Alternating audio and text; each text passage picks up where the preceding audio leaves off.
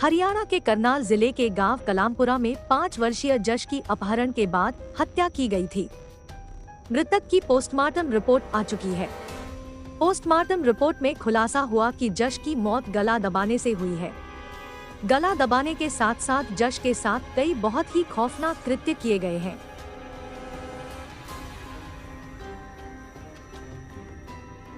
SP Punia ने बताया कि पोस्टमार्टम रिपोर्ट को निरीक्षण के लिए एसएफएल लैब भेजा गया है।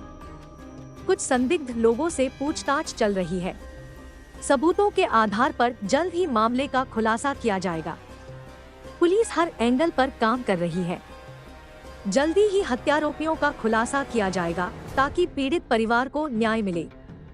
आरोपियों में जस के ताऊ राजेश के परिवार के सिवाय भी 12 अन्य के शामिल होने की आशंका जताई जा रही है, जिसकी हत्या रात 12 बजे से 2 बजे के बीच की गई थी, जब गांव के सभी लोग जस को इधर-उधर ढूंढ रहे थे और जिसका ताऊ राजेश भी गांव वालों के साथ उनको गुमराह कर रहा था। तब घर की औरतों यानी जस की ताई पर ये आरोप है कि उसने ही ये खौफनाक कार्य को अंजाम दिया है। मां से पैसे लेकर खाने की चीज खरीदने निकला जश 5 अप्रैल की दोपहर को अचानक लापता हो गया था। उसके उठाने का शक एक बाबा पर जताया गया। बाबा का थैला काफी बड़ा था।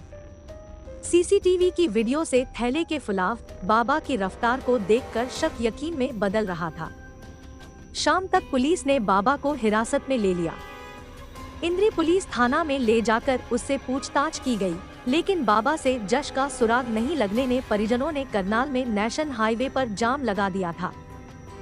सिर्फ 8 से 10 घर ही बचे थे जिनकी तलाश सुबह ली जानी थी, और जब 6 अप्रैल की सुबह करीब 5:30 बजे कौशल्या अपने पशुओं को चारा डाल रही थी तो उसकी छत पर कुछ गिरने की आवाज आई।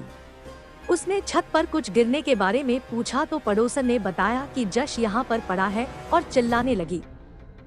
कौशल्या के घर के साथ जश के ताऊ राजेश का मकान लगता है। वहीं इस घटना के बाद पूरे गांव में मातम छा गया। उधर जश के चाचा ने अपने ताऊ के बेटे राजेश के परिवार के साथ खेत की जमीन को लेकर 3 महीने पहले के तकरार को बताया। वहीं शक के आधार पर परिवार के सदस्यों को हिरासत में लिया, जिनसे पुलिस की पूछताछ जारी है। गांव में हुई खौफनाक वारदात से ग्रामीण इतने स्तब्ध हैं कि पंचायत बिठाकर राजेश और उसके परिवार का बहिष्कार कर दिया। पंचायत में सर्वसम्मति से फैसला लिया गया कि राजेश के घर न कोई आएगा और न कोई जाएगा। उसके रिश्तेदारों के भी गांव में आने पर पाबंदी लगा दी गई है। चेतावनी दी गई है कि अगर किसी ने राजेश के परिवार को सहयोग करने की कोशिश की तो उसके खिलाफ पंचायत कार्रवाई करेगी।